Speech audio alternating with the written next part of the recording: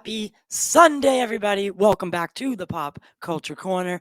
Today, I am clearly missing my co host.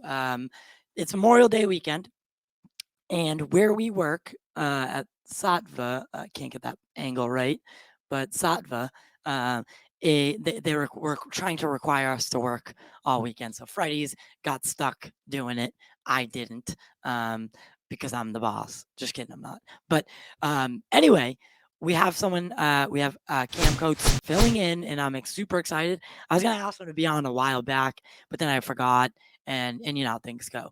But before we get into everything, make sure to like, share, subscribe, and if you want to help support the channel further, become a member and or send a super chat while we're live. Everything helps. It goes back into the shows, and it helps Logan, the dog's crack habit. So anything, truly anything helps. Let's bring him on in.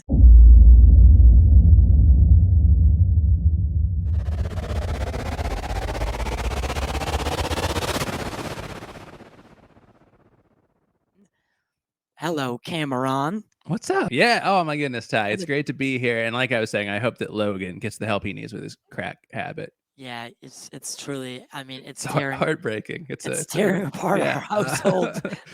Only dog I know has a pipe. But it's so good to be here on the show. Yeah, and I'm glad you remembered.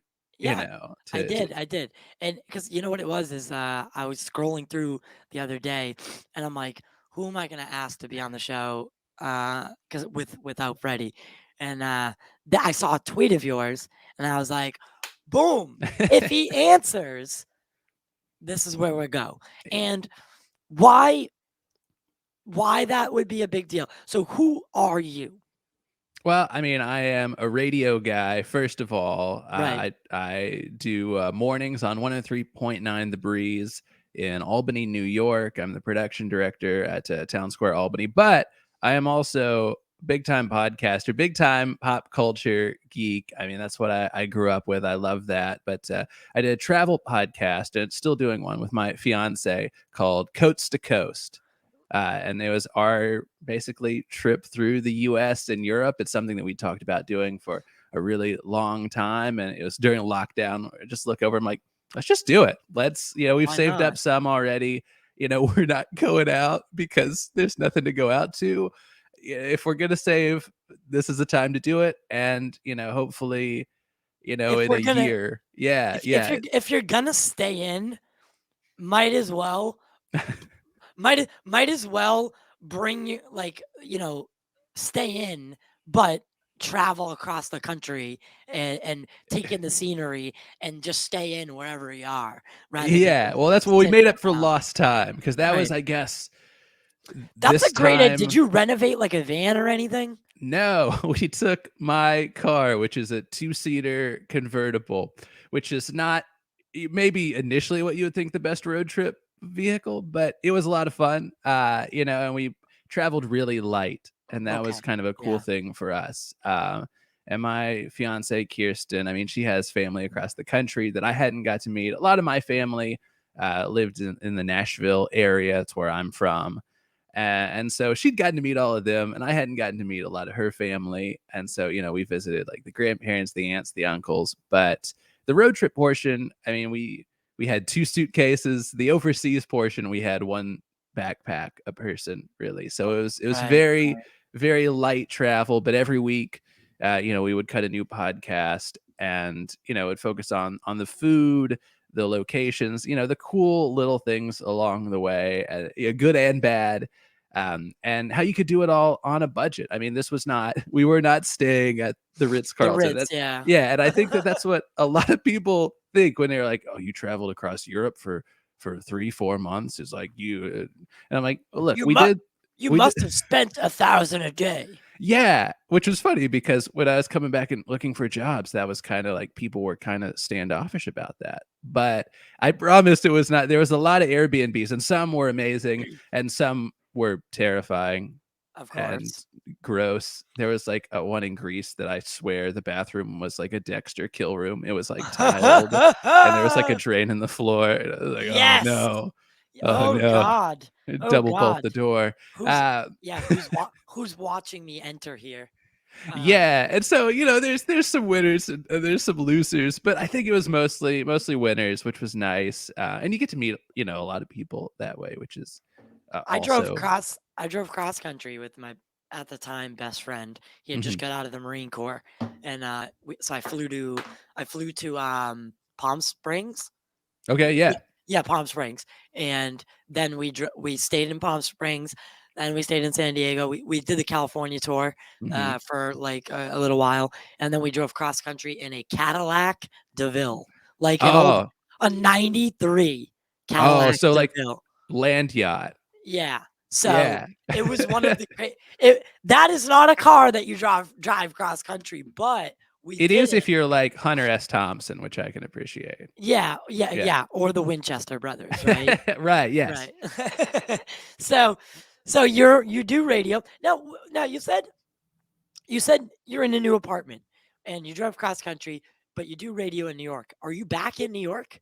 See, I was in Kentucky before. Okay. I went to college at Western Kentucky University. I was a broadcast major Oh, I there. I just assumed it was Albany, New York.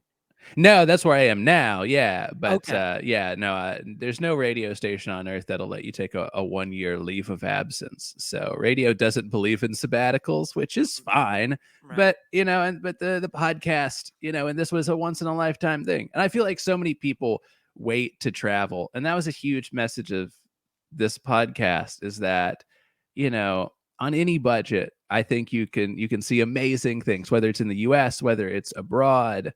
It's I think Exactly. there's a point where it's like when you're like 65, like, yeah, you can travel, and I think that's great.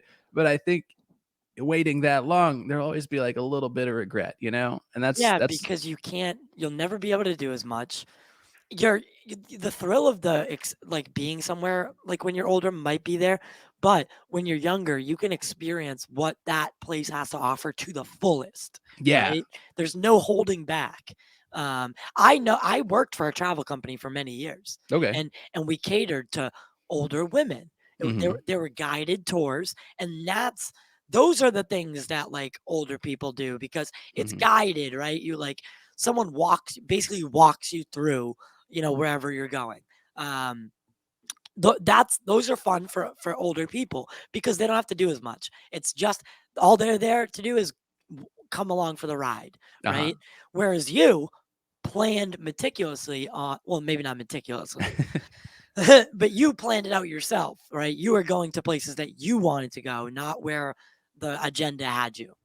Yeah, and a lot of that was kind of the fun of that was it was cost based. I mean, like my fiance and I, we originally wanted to go to Thailand because it looked like we've always wanted to go to Asia. It looked like that was going to be really the only Asian country open. A lot of them have really strict COVID lockdowns, which is fine. But Thailand, it didn't work out. It's a long story, as I say, because there was just a lot of weird government interference, and I don't think they were doing right by their citizens or the visitors. And so, why risk going at a time where it's gonna taint this experience you've wanted for so long? So we ended up doing more of Europe, which was great. I mean, we did Mhm. that for Europe's so beautiful. 3 months. Yeah, and there's so much. I mean, diversity. I mean, it's like the states. It's Well, yeah, yeah, yeah. You're right. You're right. It, Albany, it's funny. We have the same country, it's we got Las Vegas, desert, it's just we've got the architecture because people over here in the United States, barring what the building is or uh structure is, um, they'll be like, oh, look how that was built in the 1800s, right? And right, it's yeah. in England, it's like that was built in fucking 800, right? So Yeah. there's just Yeah, so much more history over there. yeah, they hear about American history and they're like, "Oh, that's cute." Yeah, that's cute. I It's remember. I a re- new building from the 1600s. right. That's wonderful. That's adorable. Yeah, which is fun. I mean, and seeing I so many historic sites, but also pop culture sites. I feel like, pop culture is a huge part of travel. You see a place in a movie or maybe a video game and you're like, I want to go there. Like that looks awesome. And sometimes it really is surprising like what was not a movie set. You know, Right. like I'm a What he Yeah, what hasn't been yet, yeah. right? Yeah, like, Okay. I'm a huge James Bond fan.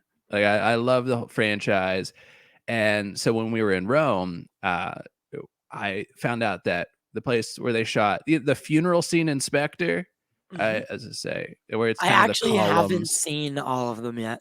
No, you're good. It's just there's like a scene where it's filmed at like a funeral, and it's this really kind of like striking looking cemetery.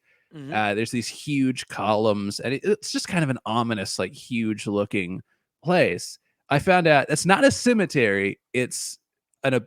I mean, I hate to say abandoned museum. It's been in renovations and closed for Oh, like a decade now, gotcha. and it's overgrown and everything, and it's the Museum of Roman Civilization, which I feel like there's got to be like some sort of metaphor or joke in there. The Um, 100%. There yeah, it's but irony. It's irony, yeah. but it's there. I mean, it's where they filmed it, and it's it's open, it's available. Sometimes they film stuff, it's in a little corner somewhere, private property, you can't get to it. But Right. stuff like that, I think is so amazing. And you go stand there, and it's like this is the place. Yeah. And you do those photos, where you're standing where Daniel Craig, James Bond stood. I've had so many moments like that I love it. That's one of my favorite things. We visited a winery they based a Hitman level off of, which I'm a huge fan of. In Hitman 3 is a winery it's set in Argentina in the game. It's in Italy. It's just outside of Oh, no Florence. way. Yeah, we took a bus there. I didn't know And they did it's that kinda stuff yeah, which is with kind of video funny. games, like, take a random winery, or is it a bit like, is it popular winery? Oh, yeah, like, it's Okay, a okay, but okay. not for Hitman. Like, it seems really big in the wine community because when I went, I was afraid they were gonna go around the circle and be like, "How did you hear about this place?" And I'd be like, "Oh, yes, from the bald murder guy."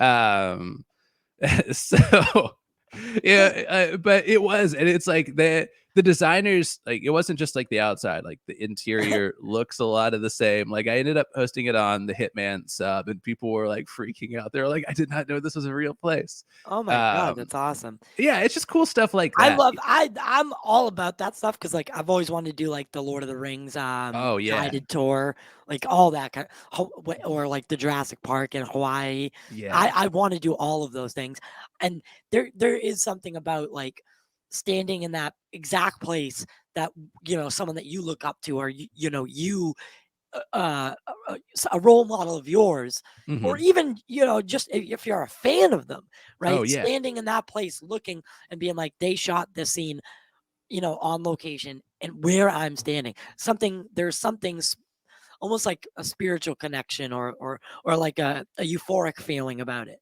Yeah, for sure. I mean, that's like the Hitman thing. Like, I played that level, probably 100 times. But it's something else when you're like standing there in the middle of it, and I get little goosebumps just thinking about it now because you're like it's a real place. Like, this is real. I Yes. think with movies, like, you're like, yeah, it figures that this is real. Yeah.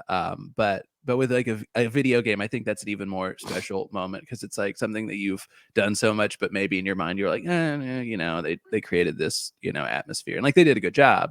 But then you go to the place it's based on, you're like, whoa, this It is changes it. creepy. Yeah, it changes the dynamic of it.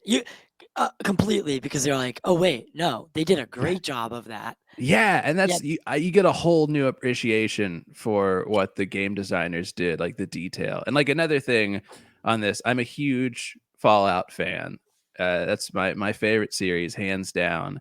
okay. And I'm not what a video gamer, by the so yeah, no, I know. So I didn't want to, spend too much time. I'm watching Halo, though. I wanted to ask you about Uh-huh. Halo after. I have the final episode left, but, I wanna know from a gamer, like, how they're doing with the show.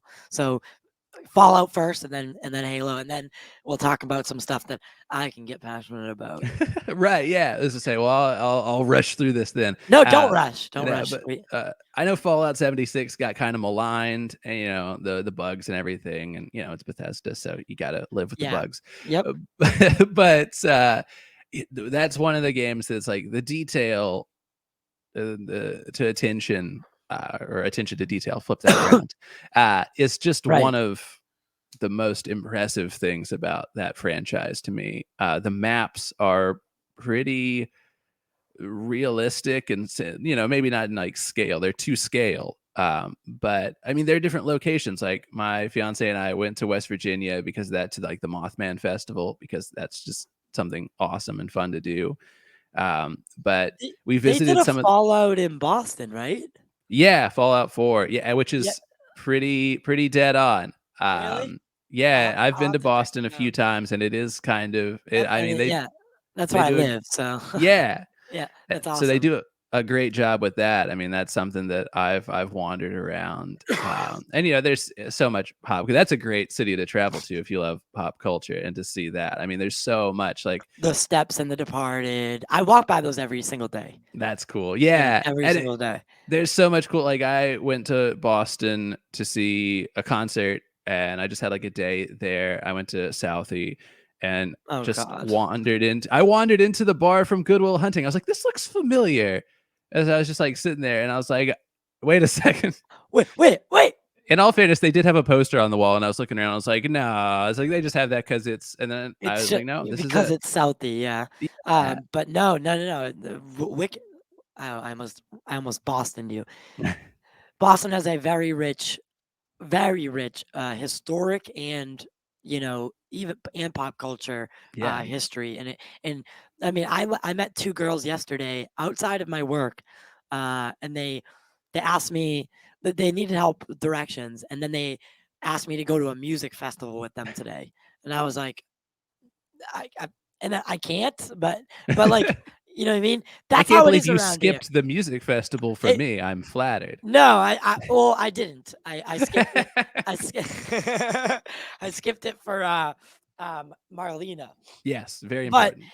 but the fact, uh, like, these 2 beautiful girls, wanted me to go to a music festival with them. That's the culture around here. It's Mhm. always like it's the big small town. It's not like New York. Like I know, Right. and that's why I love it here. Is you'll give someone a cigarette, and then the next thing you're texting them and talking about going to a music festival, right? Yeah. So it's really I love it around here. No, it's a phenomenal city. It is really one of my favorites, in the States, hands down. It's definitely top 5 for me, and, yeah, that's one of the cool things about living here in Albany, and, we live in Troy, technically, which is great history of its own, but, we're close to we can take trains to Boston. We can take a train, to New York if we wanna see a show or something like that, so that's another cool thing, but, Yeah, very accessible. yeah, but definitely would recommend, Hey, the listeners see Boston. A lot of great food too. yeah, and I am oh god, I don't even know if I have it. I deleted it because we made new ones. But I'll be um going and not headlining. I wouldn't say that because I'm not nowhere anywhere near that. But I'm one of the people that's going to Springfield Comic Con. I I mean, saw that. yeah, we're going to be having a live podcast plus hosting a panel, like where people come and sit and like I ask the questions and Yeah, no, I I've think that's gonna be yeah, amazing. I've never done it before, so it's something totally new to me. But I'm anyone. I mean, I would love for everyone to come, but I mean, obviously, it's Springfield, Massachusetts. So if you can make it, definitely make it for our local audience. It's gonna be a good time on July 23rd. Yeah, no, that's gonna be amazing, and that's what one of the things I'm looking forward to is getting back to cons, because that's what with COVID and lockdowns and everything like that, it's good to finally this year feels like the first year that stuff has at least been kind of, if not back to 2019, but definitely, more than 50% that way. We're in a new normal.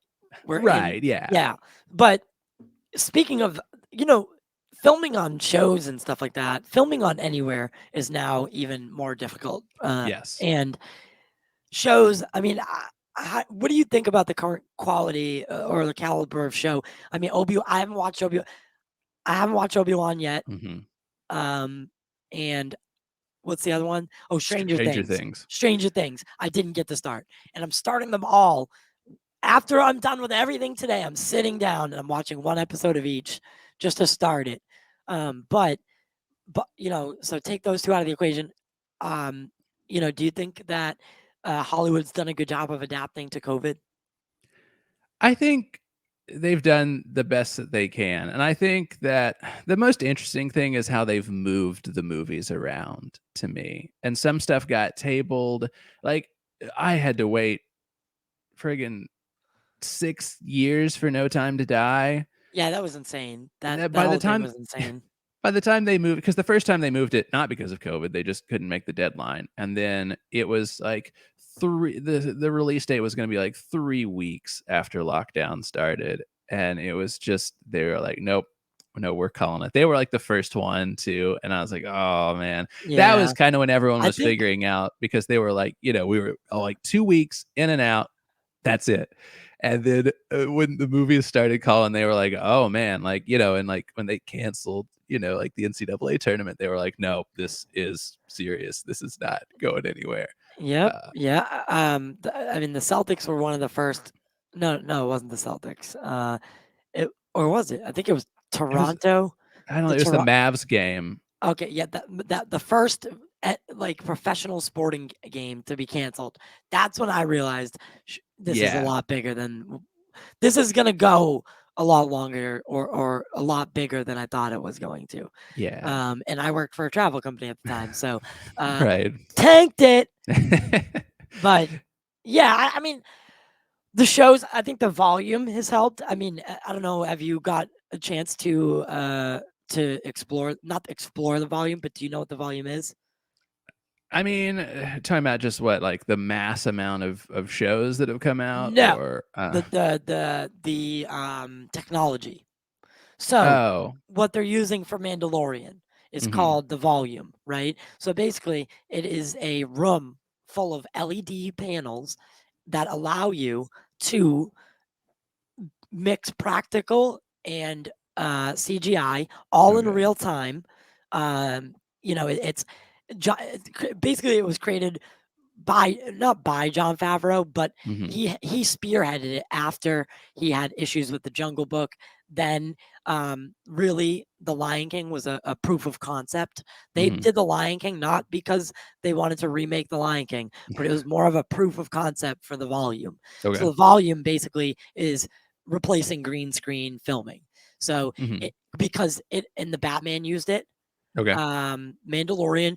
So they were faced with an issue, right? So mhm, Mandalorian basically is a mirror. He's a okay. huge mirror. Yeah. So there was going to be color spill all the time.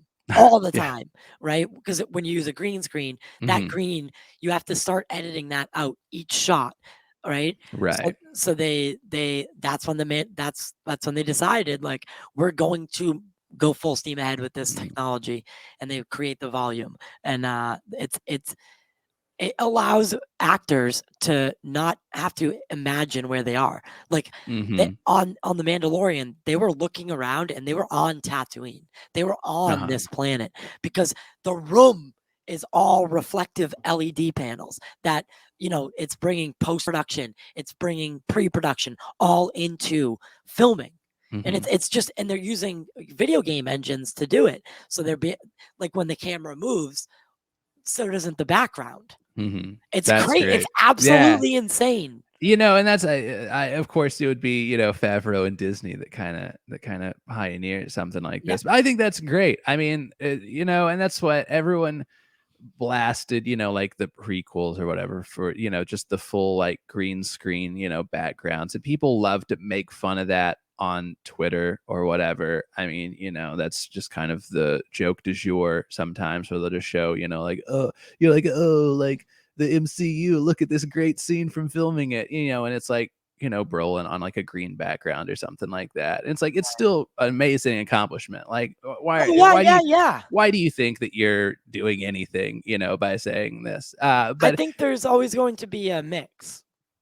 I think that if you can bring that atmosphere in for the actors, then that's going to make things amazing because there's a difference. I mean, there still is a difference between, walking into a room with the green screen, but also walking into, a cantina or, one of the locales or something like I want to that. show you something. Yeah.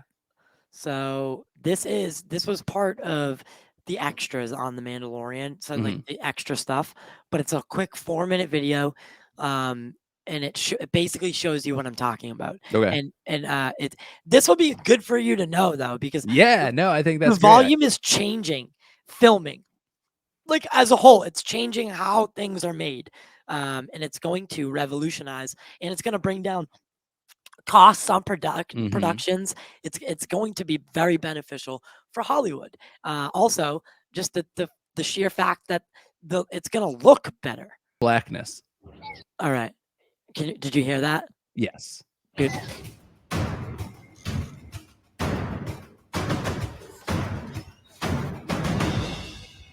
Part of what's been fun about collaborating on The Mandalorian with Lucasfilm and Disney is that we have been able to see through a few technical innovations and a few firsts that I think are going to have a lot of impact on the way television and movies are made moving forward. Oh, In Jinx. partnership, ILM and Epic, we have put together a system whereby which we can have game engine, real-time render, and video wall technology coming together to create a backdrop for the big, beautiful world of Star Wars. The volume is 21 feet tall. It's 75 feet in diameter, run by 7 machines, pumping the visuals onto the screen that's being created in pre-production. That's so wild. It's so Within crazy. 24 hours Look, of being finalized. they look like they're on fucking It's tats. incredibly That is, when you yeah, first walk that is out a there because dream. it completely surrounds your peripheral vision, and you really quickly forget that you're indoors and you're not out on some planet's surface. It feels like a real 3-dimensional environment surrounding you because it is a 3-dimensional environment. That's so cool. You can allow your key creatives to all make decisions together so that the shots are captured entirely in camera, which allows for a better performance. And what was so exciting about this is by bringing those people together, things started to click. And we started to realize, well, let's not just do green screen and interactive light. If we're going to design the whole set and game engine ahead of time, maybe we could have some in-camera effects. Everything in the volume is designed to both light the actors and to be a background that we can directly photograph. So you end up with real-time final pixels in camera. If you look at visual effects heavy films, you've got a film set and then it's going to go to post and it's going to get the world put in. Here we're considering all of that at the same time, and how do we create a background and foreground that live together on the volume harmoniously. When we started to play with the idea of using Unreal Engine for virtual production, that's one of the things that Richard and John started to embrace, is that you've got this very dynamic world where you can have randomization of things and find the happy accident that gives you the perfect shot. Being able to see the actors point at things and see what they're looking at was pretty transformative. It gave everybody context, with the added benefit that if you want to move a mountain from there to there, you can do it instantly. You could switch between the Iceland location to the desert location, all within the same day of shooting. The ability to shoot a 10-hour dawn is extraordinary. To shoot any sequence where you say, oh, this world's not quite right, let's just move it a little bit. Extraordinary number of benefits and advantages. That's for crazy shooting right there. environment. Yeah. It's mind-blowing what that tool is. What So you see- see is really what You see Yeah. No, and that's what I mean. I the love. mix of practical Yeah. and LED wall, right? And that's what I mean. I love Mando, and I've watched, both seasons, I guess twice through each, and I would have never guessed, I guess I would have figured that, it was either practical set or full, Like a full green screen, CGI. yeah, But CGI, yep. to do that, I mean, that's gonna transform everything. I mean, like you're saying with filming like dawn scenes or something like that, you don't have to, get up at 1 a.m., get the crew out there, Only to at- have an hour. right. So you Yep. can film that as many times as you want, as many takes as you want. Yeah, of course that's gonna revolutionize the Yeah, process. and And I the- mean, of course that's ILM, because those people are They're visionaries. insane. They're Um, insane. I And that mean- this technology was an accident. Because they had a problem with the Jungle Book. It all started with one problem on the Jungle Book, and it was Mowgli running on the trees. Mhm. So John Favreau came up with this idea. a very miniature scale of what you just saw, and Mhm. then they used it, and then they fully utilized it, the game engine part of it, on Lion King. Mhm. And then fast forward to what we just saw, and I No, think I mean, it's like brilliant, and that's Favreau's a genius, and anyone who says otherwise is out of their minds. Obi-Wan. So Mhm. again, I'm a very much I am a Star Wars fan, but I didn't play any of the video games, or dive too deep into the lore. Mhm. With Obi-Wan, it looked a lot more like the Star Wars that I know, like just from the Mhm. trailer. Like Mandalorian's been it's grounded at times. Boba Fett was all taking place at relatively Mhm. on one in one area. Mhm. But Obi-Wan looks like a grand scale. Yeah, Um, it does look a lot. It has that prequel look, which I think is really important. And not every show has to look the same. I mean, they all have different flavors. I mean, one of the reasons I love Mando so much is that it's like the westerns my dad would show me growing up. Like we would watch Have Gun Will Travel, in like black and white. yep, And it's yep, that kind of gunslinger comes in, helps the town, and on to the new one next week. exactly. And Yes. that's a beautiful thing. But yeah, I think with Obi-Wan, they really wanted to lean into the prequel feel. And it does look like that. I mean, I remember when the trailer for Obi-Wan came out, and like the stakes for that are so high. The hype for that show with Ewan and Hayden coming back, it's through the roof. It's one of those things. If they don't live up to it, like they're never going to live it down. And that trailer came out, all doubts, like everyone, it was gone. Yeah, Like I everyone was agree. like, "All right, this is gonna rule." So yeah, that's one I haven't. I'm waiting to watch that with some friends. We're gonna do a little watch party here for the holiday weekend. But I'm so excited, to check that out. Yeah, but stuff like the volume, or I think it's incredible. And whether I think that was gonna happen, COVID or not. Like eventually we were gonna get to that point, Yeah, but that's what a lot of people said. Yeah. if it accelerates that, then that even better for the movies and TV shows. Yeah, and that there's not just one now. There's like 44. Mhm. they're being Yeah, they're being built everywhere, a and great volume of volumes. yeah, a great volume of volumes. Yes, originally there was one, then there was like four, then there was eight. They're like doubling each time.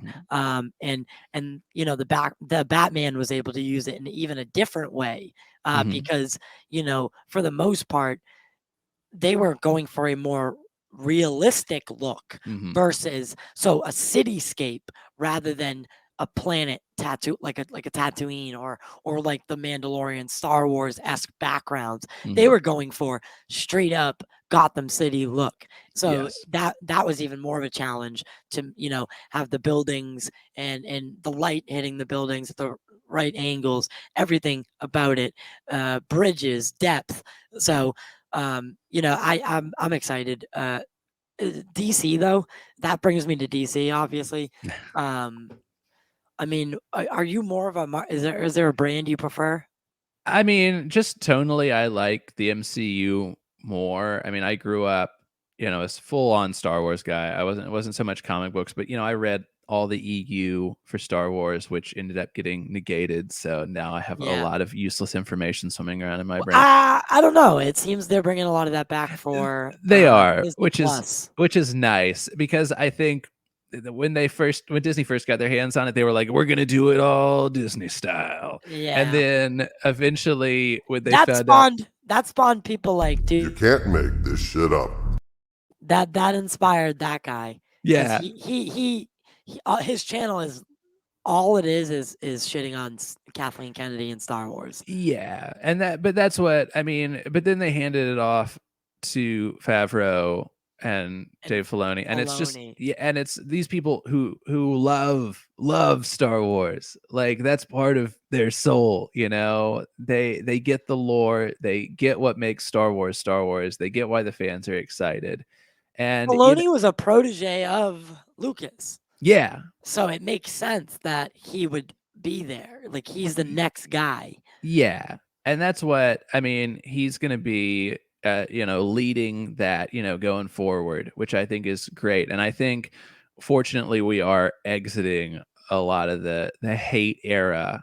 Or at least I want to see that because it just gets so tiresome after a while. Like I grew up, when I was in middle school and like Revenge of the Sith came out, like that wasn't a cool thing to necessarily go around and like. So, when you found another Star Wars fan, and I know you've talked about this on the show before, but it's like that was like a thing. And like even when you guys disagreed, talking about something in the series, like it was still like a friendly thing. It's like we're still, brothers, sisters in Star Wars.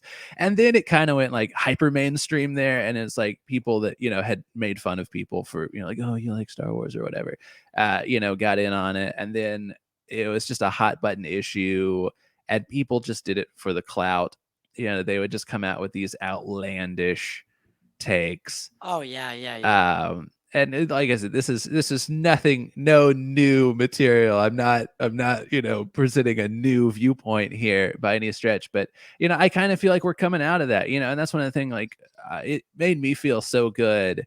And not to say that the prequels didn't get a lot of hate back in their day, from critics. It's kind of weird how like the prequels were often considered bad until the sequels. I guess. I mean, I always loved them. Like I said, I was an impressionable youth when they came out, and so that defined a lot of my childhood, and that colored a lot of that. But to see Ewan and Hayden back, together. and not only that, enjoying it, and like they've done interviews that are like, man, we didn't even go see Revenge of the Sith because like people were just so hateful about it. And like Hayden, it was so bad he retired for a while. Like he was literally like living on a farm, just farming. He went full Skywalker. After you are in a Star Wars movie, that fan base is brutal. Yes and no. I don't know. I mean, like everyone, well, they have high expectations. Yeah, but I mean, I think that's one of the things. Like Hayden Christensen was supposed to play an awkward kid with that's just with issues, and he was an awkward kid with issues on the screen. And some of the dialogue, of course, Attack of the Clones, the sand thing, everyone brings it up. It's not good dialogue, but it's still a fun movie. The set pieces from that are very fun, and without that we wouldn't have had Revenge of the Sith. So, but to see Ewan and Hayden come back and be like, the fans have more accepted us. I mean, even Ahmed Best, they had Ahmed Best at Celebration a while back, and low hanging fruit with Jar Jar. But he got like a standing ovation when he came back. Yeah, and that's got to feel at least a little vindicating. Even though it's a decade later, and but for what they did for the franchise, it's still an iconic character. Love him or hate him. I wonder if we'll ever see Jar Jar again. I wonder. Just for shits and giggles, I wonder. Yeah, they could totally get away with it nowadays. I keep expecting, a cameo. Just a cameo, like a Howard the Duck thing. Yeah. Like a character you did so badly that could never ever get another chance, but shows up just here and there, just as like, hey.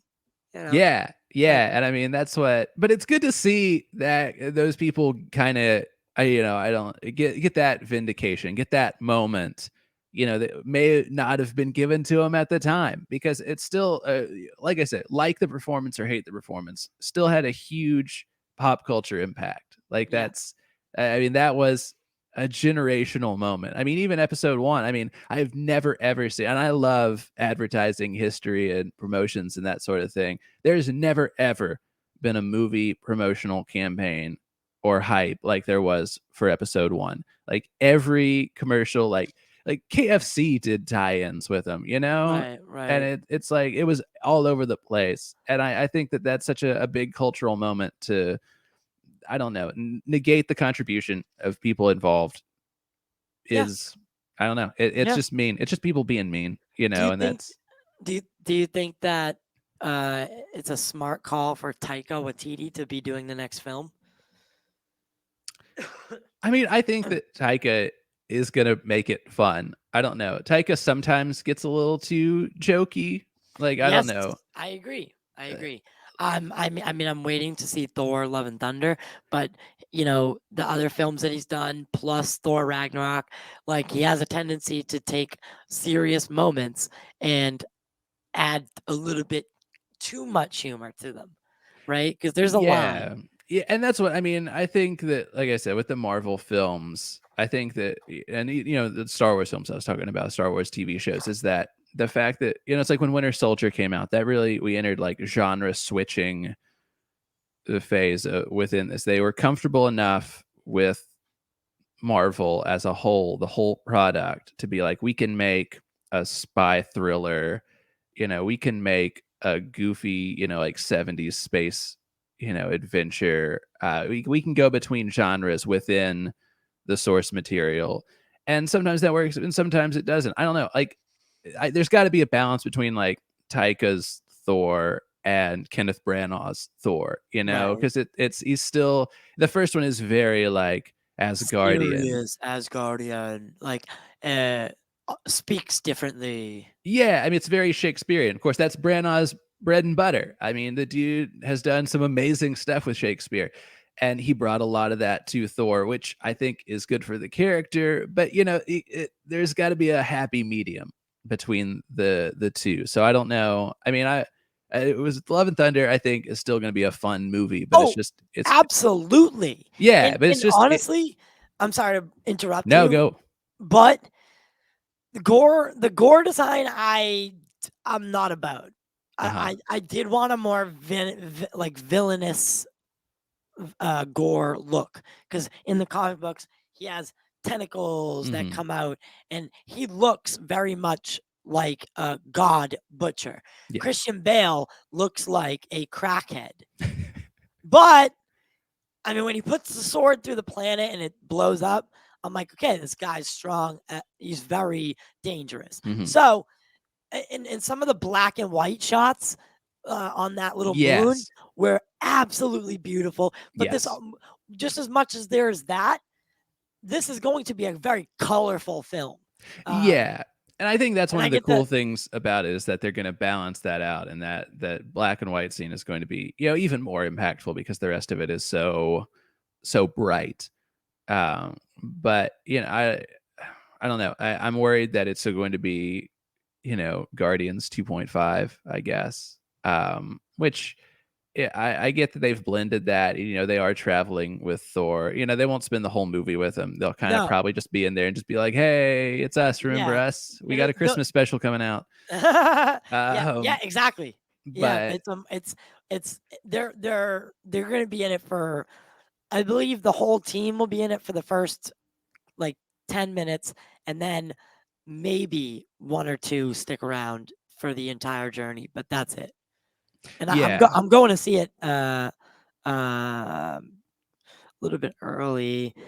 When am I seeing it? July. Not July. Yeah. No, yeah, July. Yeah. 8th. Yes, July 8th. Friday, July 8th. So I can't wait. I cannot wait. I'm an MCU guy too. Doctor Strange, I thought could have been a little bit longer, but for what they did with that small run, this under 2-hour runtime, in theory, right? Because with the credits and stuff, it was definitely the story was under 2 hours. So I hope they're not. The movies seem to be going a certain way, and I hope they get back to that grandeur Marvel way. So yeah, Doctor Strange, my biggest complaint was that with the TV shows, like Marvel has presented these TV shows like, if you do not watch them, you will be lost forever, because they got to sell you that Plus subscription, but you didn't need to, like, there was some stuff like they weren't going to stop and be like, here's what happened in WandaVision. Like last time on WandaVision, right? She held a town hostage, and then, but the Westview thing, I understand. Like, there's not enough time to explain that. But also, it felt like a lot of it, like there was such a emotional and impactful finale for WandaVision. And I mean, that was such an interesting study of grief. And I think the writers did an amazing job with that.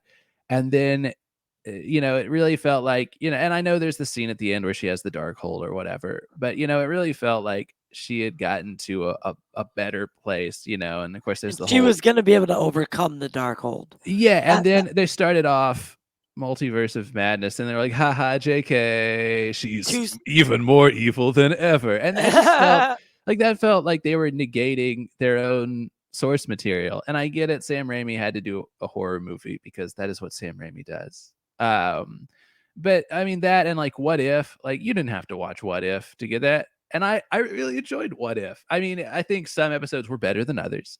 But like saying someone has to watch What If to understand Captain Carter, like no, like my fiance hasn't watched What If, and she was just like, oh yeah, it's like if she became Captain America, and it's like that's all Yeah. you need. And like with that yeah, sentiment is all you need right with there. alternate Captain Marvel, like that was like the only one was like Black Bolt because that was what Inhumans, the Yeah, show. yeah, Yeah, and no one which watched that. I did. Oh, And okay, well, good. yeah, and I did, and yeah, it was pretty bad. It was so bad. But I watched I was one of those idiots that saw the first 2 episodes in IMAX because originally it was supposed to be a film, then they turned it into a Mhm. series, and then they turned it into an ABC series, Right. right? So, but they still took the time and shot that in IMAX. Mhm. The Yeah, I so remember when they released like the first 2 episodes and like you could go watch it in theaters or Yeah, whatever. so I was one of those idiots. So I invested money into watching those things. So I had to watch the full show to see I had a feeling, some one fan casting or one like because John Krasinski, um, Jensen Ackles, all Mhm. of those guys did attempt to be Captain America before Chris Evans, Uh-huh. and Chris Evans got the role because Robert Downey Jr. talked him into it. Mhm. That's how the history goes, and that's how it should go. But I Mhm. knew they were going to bring back one person, whether it be Tom Cruise Iron Man as superior Iron Man, and I think they tried, but they couldn't do it because of Top N Gun. I don't think they're gonna do that. I think that if you bring back any version of Iron Man, the fans are gonna go nuts. That's just a character that people would be like, if they saw an opening to bring him back, they would do it, and it would negate so much Yeah, yeah. That's why. of his That's why. sacrifice, But and that's why I think it would have to be a different actor playing him because it doesn't. It's still our Tony's dead, but yeah. there's this superior Iron Man that's that never got rid of that narcissist personality, Mhm. right? Yeah, They left the chair open there. So there's 7. There Mhm. was an empty chair at Right. the Illuminati, right? And I think it was for Superior Iron Man because they couldn't line it up. That's my theory. I could be fucking way off, obviously. But I knew that. So when Krasinski was there, I was like, it was still an awe moment. But when Black Bolt was there, I was like, holy shit, Kevin Feige, you bastard.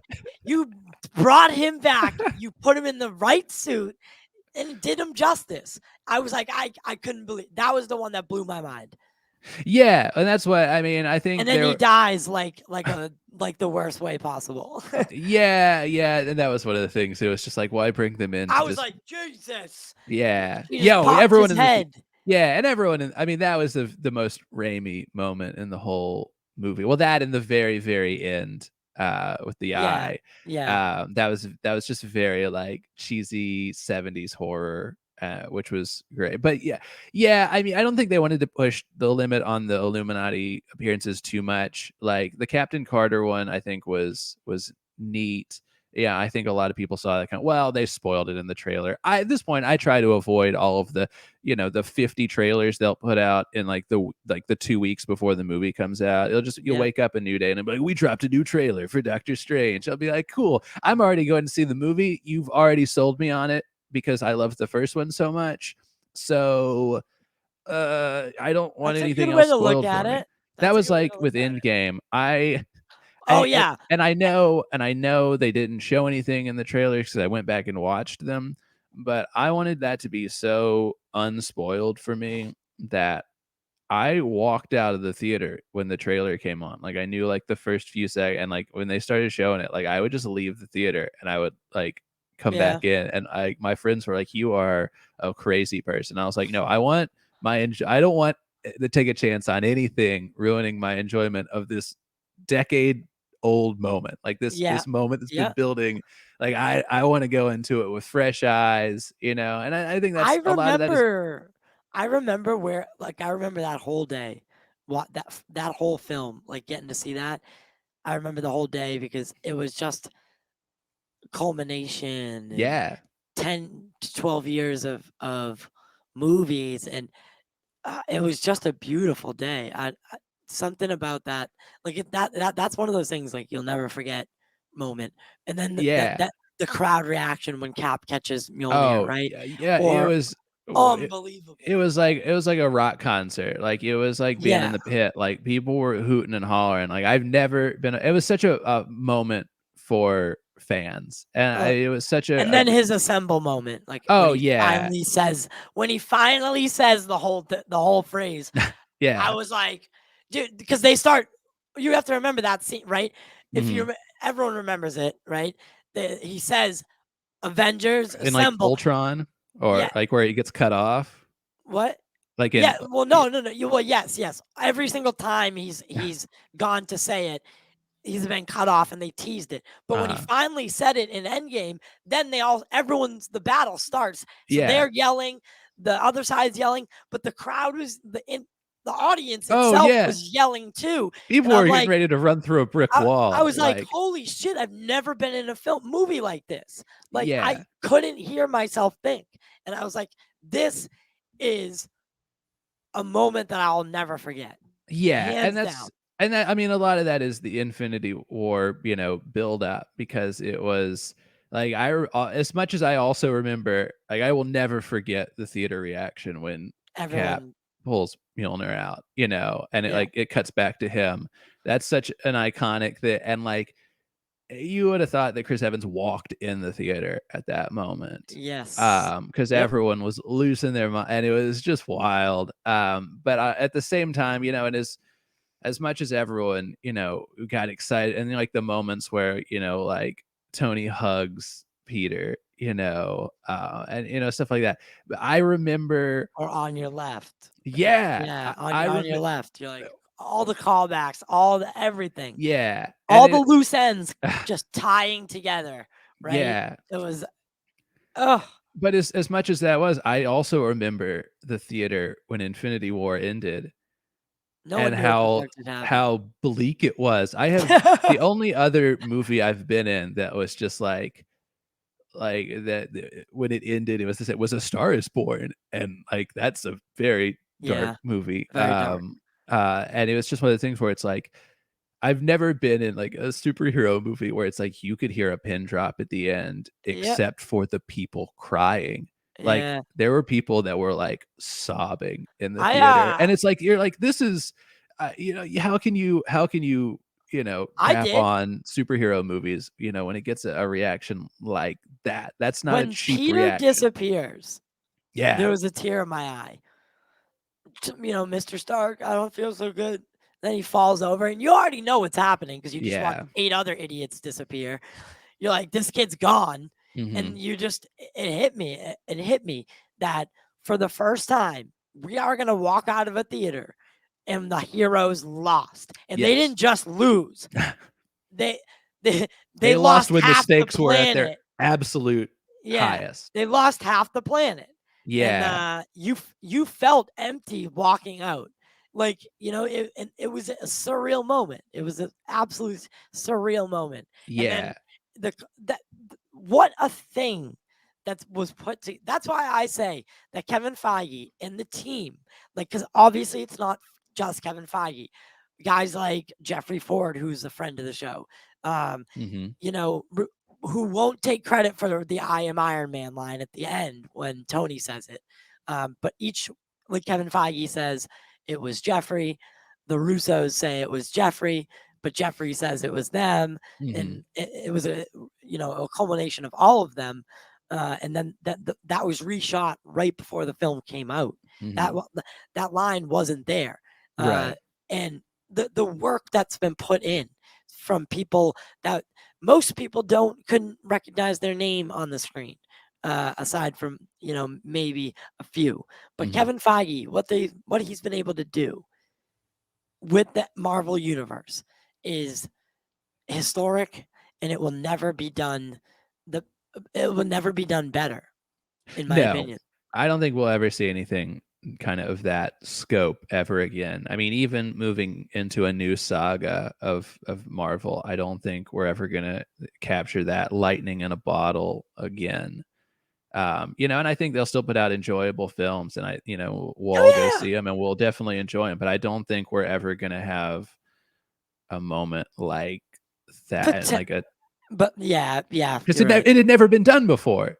Yeah, Nothing of that scale had ever been attempted. I yep. mean, Because Secret Wars, I know is coming. mhm. It's and that story is so big. Yeah. It's so big. It has every hero and every villain in it, and or most of them. But Mhm. it focuses on Doom and Richard Reed. Yeah. So if they, if that's Krasinski and then someone else, who knows? I think it will be. But the Secret Wars is huge, and Yeah. I'm excited to see. I think we're gonna look back and we'll see the clues being set up, Mhm. but I don't think it'll be as grand as the feeling of what we just saw. Yeah, and I mean, that's, I think, like I said, that's just because it had I think, never been done before. No one had ever attempted anything on such a scale. I think the only other I mean, like, the prequels and, like, the Lord of the Rings movies, like, the original trilogy, I think were kind of the ones yeah, that like captured that kind of scale, but no one had ever done a 10-year yeah, how many films was it? It was, what, over 20 something, yeah, it 22. was like 20-ish, yeah, and bring that together in a cohesive finish. That's such a monumental task. Yeah, yeah, And I really feel like no one left disappointed. I mean, yeah, there is stuff that I'm sure everyone could like nitpick on, but I think the overall conclusion was amazing. yeah. The of course, with that many movies, of course, there's gonna be nitpicks, but like you just said, looking in on it as a whole, it was a remarkable achievement, and Hmm. it's shaping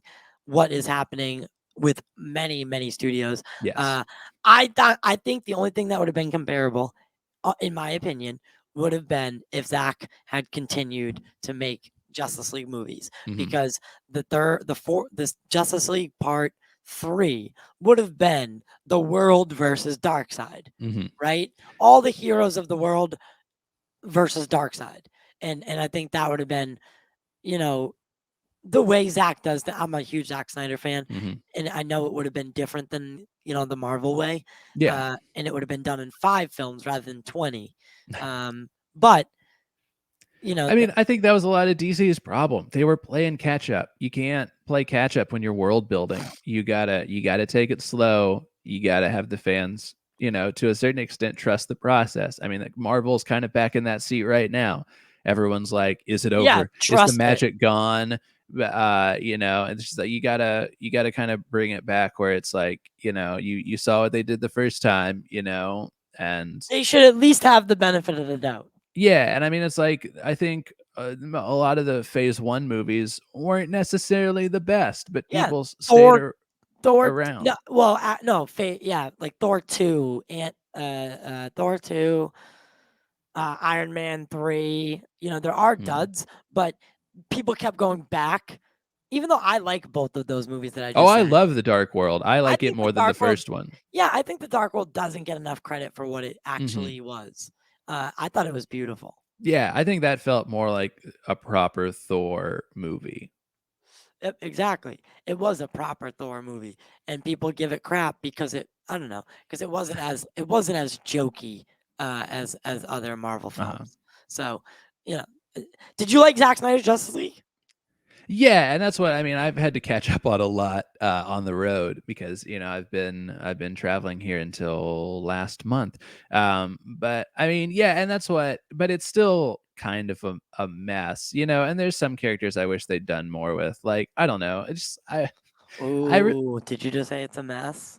I mean, it's not nearly as much of a mess as the original. It's just like it feels rushed to me. It really A does feel. 4-hour movie feels rushed to you? I mean, where they are with it, you know? Um, yeah, You, I mean, what they're so you building towards. okay? It's just like, I guess I can see. So you like the solo movie approach? yes, and then building into that, it just, I I do, can't disagree, but I know I, Zach. I know Zach would Zach was tasked with something that was unattainable. yes, Replicate what Marvel did, but I think only in 3 years. yeah, I think he did an amazing job with what he had been given, considering, you know, the Marvel tent poles, you know, had been going on for decades, or just a decade, I guess. But it feels like a lot longer. But yeah, I don't know. It's like, you know, you really want to see more of like Cavill's Superman fleshed out. You know, Yeah, because he's such a geek, and I mean that, and like he loves it, like he loves it, and you know, like he's so excited about it. And it's stuff like seeing him in like The Witcher, which he loves, and they were like, he would and come in and be like, no, like Gerald would say this, and he would, you know, like quote the books, or you know, the yep, game, yep. or whatever. No, he They was playing Dungeon. No, he was playing World of Warcraft when Zach called him mhm. to. So when Zack Snyder called Henry Cavill to tell him that he had the role of Superman, Henry missed the call because he was playing World of Warcraft, finished up his whatever, his match or that session, looked back and saw Zack Snyder called him and got the role of Superman. That's great. That Yeah. like that's Henry Cavill, folks. Yeah, and that's what I like. He's a huge Fallout fan too, I know. But he loves this stuff, and I know to play Superman is like, that's, you know, that's like a Mount Rushmore, you know, like It is. uh, It is the equivalent. Yeah. but they didn't, you know, it feels like it was more of a kind of a drudge to play that, and I think Warner Brothers made it so hard for the actors to enjoy these roles that should be so much fun, even if they're, you know, tonally different, you know, they're not, Yeah. you know, Right. goofy or stuff like that. You know, it's I don't know. I feel like they I see what you're saying. I uh-huh. do. I see what you're saying. I I feel differently, but that's the whole point. Yeah. That's the whole point is you are allowed to disagree, and still be able to have a healthy conversation about it. Yeah. I do. I think of from a different perspective. Zach was given a task Mhm. to create the Justice League, Mhm. build that foundation, right? Kind of like the tree of life in Thor, right? Mhm. Zach was meant to build the foundation so that the rest of the universe could spring out from it, and that he was trying to do. And it was almost like if Marvel after Age of Ultron didn't do as well, if they just said, "All right, we're done. Like Mhm. we're gonna reboot everything. We're gonna go a different way." For DC, it's felt like we've been at the starting line and we've been running in place. We never actually got started on anything, and Yeah. we're running in place this whole time. And Zach didn't have the time for solo films and had to introduce these characters. So he did it in a way where we were being introduced to the Justice League through Bruce Wayne's Mhm. eyes. And I thought that was a good way to do it. Yeah. And it was a way that the animated films have done it as well. Mhm. So I was interested to see where it went. Didn't Yeah, get them. but it's just they didn't have faith in Zach, even though I think Zach had results, you know? And it's just, I don't understand why it was misplaced, but that keeps hurting him. Like, you just gotta find someone and stick with it all the way through with something like this. If you're going to create a long spanning world, you just gotta, like, you know what? If you want to go with Zach, good. I think that's a great choice. If you don't, if you're not going to have faith in anything he's doing, then don't choose him. You know, Exactly. go with Yeah. someone else. Find someone that meets your company's vision for where this should go. But you gotta choose what you got to, as the phrase goes, dance with the one that brung you. You Yeah. know, you can't I mean, they go. couldn't even stick with air, Yeah. right? Like they chopped him up too. It was just like the studio's interference is really what screwed them. Yeah, and that's what I don't blame Zach at all, you know, and I don't blame the actors. I think that Warner Brothers was just they don't know what they want. They don't know what they want. I mean, that's where they got to start. They got to figure out what they want, and you know, and they can, you know, tell someone, be like, hey, you know what? Here's point A, here's point B, get us there, you know, and give us a blueprint, give us some groundwork. But you gotta stay with whoever you choose. That's a part of choosing someone to undertake something like this, is you gotta trust them, and you gotta see it through. And with Um, the merger happening or done, that's mhm, what David Zaslav had referred to as having someone like you'll never find another Kevin Feige, but mhm, having someone like that for the DC Films brand, someone who is at the top and makes the decisions, and everything filters down from there. So I think Zaslav is going to make sure it runs a little bit more smoothly, you know, from top to bottom. mhm. He's got a very big task ahead of him, but he also doesn't really have to worry too much about Game of Thrones or Harry Potter, because those are in good hands already, Mhm. right? It's DC that needs to be fixed, and Yes. I think that spending time doing that is going to be a profitable investment. Oh, You know, for sure. I mean, there is definitely. I mean, those characters are beloved. There is a lot. You know, from a business perspective, there's a lot of money to be made. I mean, look at the Batman. you have the two biggest characters Yeah. of all time, like Iron Man, Captain America. In reality, those were not big Mhm, names. They were not household name. Maybe Captain America, mhm, because of the, you know, American aspect of it. They didn't know who the character really was, but mhm. they knew who Captain America was. But Superman and Batman, every single person in the world knows who they are Yes. without a shadow of a doubt. And you're fumbling it. Yeah. And that's, I mean, there's so much, yeah, and that's depending on which direction you want to go with tonally for the franchise. There are plot lines that already exist that will cover pretty much everything, you know. And I think maybe some of that was Warner Brothers wanted to do something new, and they were like, you know, if we don't put a new spin on this, then you know what's the point? But it's like, I mean, the MCU followed, you know, all these plot lines that already existed, and people love it. They Yep. want to see those plot Ate it lines up. on the screen. They, So they yeah. ate it up. They ate it up. Yes. So it feels, I don't know. And yeah, the MCU is the 800-pound gorilla in the room, but you know, this is the time, if you're going to start something, you know, you're starting, you know, not on equal footing with Marvel, but as they're kind of rebuilding now after the gauntlet, you know, it's This is like, their time yeah. So they to got, compete.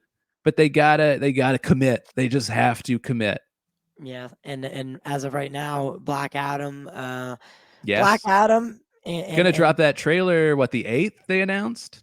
yeah, so around that time, yeah. So that they pushed the flashback, Mhm. and you Yeah. know that that's a mess right now. But Black Adam, and then just the talks about, you know, Peacemaker season 2, Blue Mhm. Beetle, and all and just getting some content out for now is going to be very crucial to the Mhm. brand. So Yeah, and that's what, you don't have to nail a Superman movie immediately. Like, just, you know, people love Peacemaker. I mean, I think Gunn's doing a great job with that. They love that, you know, and everything The Rock touches turns to solid gold. I have people Um, in my life that say that that's not true, but it's true. oh, it's The 100% Rock, true. The Rock brings asses to seats, hands down. Yes. And if not, yeah, I mean, in the US, clearly, but overseas, like in like the Asian markets, no They one, love him no too. one does better, Yeah. except for like actual like Asian movies, you know, and Yeah. like China, like the Chinese movies will always win, but he is like right there number 2, because he understood that, he got in early. But yeah, And also, I know everyone talks about The Rock, but I am excited for Pierce Brosnan in that movie. I Yeah, think Dr. Fate, bro. Oh my I think God. Yeah. he's gonna do a really good job. You know, and they rounded up a solid cast. So I know with The The Rock, everyone's gonna be JSA, like, by the way, hmm? with them bringing the JSA in, so the Yeah. Justice Society of Yeah. America, that could be a way of like kind of bringing in another team rather Uh-huh. than the Justice League, right? Yeah. And So I think that, you know, they could use that right now. But yeah, I think that that movie, you know, a lot of people are just gonna be like, oh, it's The Rock being The Rock. I think it's gonna be more than that. But me too. it's This is all this is a character that he yes. has been in, so has been synonymous with for 10 years. Hmm. 10 years that he's been being like he's been attached to the role of Black Adam. The passion he has for this project is Hmm. like it's in it's comparable, but even more so than Ryan Reynolds and Deadpool. That Yeah. I mean, it's it's a just very similar situation. like he did a post this week that I loved that was he was talking about the throne and how he refused to sit on it until The until the character had character, actually filmed the coronation, you know, right? and the ascension. And I you got to respect that. There's That's a a video, right, that they just there's like this little promo video where he had come out of the dressing room mhm. and he's walking behind the stage. The sheer mass of that man, right? And then he walks through and then it opens up and he's on the Mhm. set. And there's three probably PAs and he stops, shakes all of their hand or in his own. It wasn't like a business shake. It was Yeah. more. It was like a let's do this. You could see the love for every individual. Like that crew must be having. That's when we talked about this earlier. They are having fun making that movie. Yeah, I mean, The Rock seems like a genuinely nice guy. He's always good to his crews, from what I've heard. So yeah, I mean, and that's what I mean. It seems like a team full of good people. Like Pierce Brosnan is a super nice guy. And so I think it's going to be a great movie. And of course, I think that's going to be the thing. I think that some people that wouldn't necessarily go see maybe a DC movie, they wouldn't rush out for that, or they wouldn't rush out to see, you know, Black Adam if it was someone else. I think some new people are going to go just to see The Rock because he is like, this is like the most jacked he's ever been. Oh Like he yeah, posts like the training videos and it's, you know, it's but scary that yeah, it is. I'm It's like, not. I'm like I'm very very very convinced that I am not the same species as him. There's just no way that just built we're the different. same, Just right? built different. I mean, that's what like those pictures of him when he was like 15 and he already Yeah, looks I like a know. Yeah, 30-year-old dude. I'm like, all right, right. cool. Yeah. I mean, that's just I don't know where you get those genetics, but yeah, I mean, I think he's gonna do the role justice. And I think that even if anyone has no idea about any of the source material whatsoever, I think he's gonna make a fun film. And so yeah, I mean, we'll see where that goes. I mean, that could be its own its own It's going to be. I guess spin-off. I don't know, a spin on. It's you know, because there's not It's much else going on right now outside of the TV world. I mean, I know they're working on a lot of stuff, but I feel like they're reconsidering and I don't know, reworking. So I mean, this could be the big DC movie thing for a while. yeah, it very well could be, and I truly anticipate it being so. Unfortunately, it's time. That's that time. But Oh no. yeah, we'll definitely. I would love to have you back to talk a little bit more in depth. Um, Yes. but where can people find you? And I'll I would love to take a trip to New York and because my company like what I Mhm. work for is based out of there. Okay.